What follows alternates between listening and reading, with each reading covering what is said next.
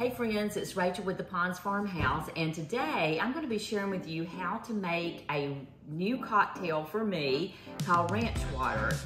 This has become a really popular cocktail drink, and so I wanted to give you some heads up on it and share with you how I make my version of it. So let's get started.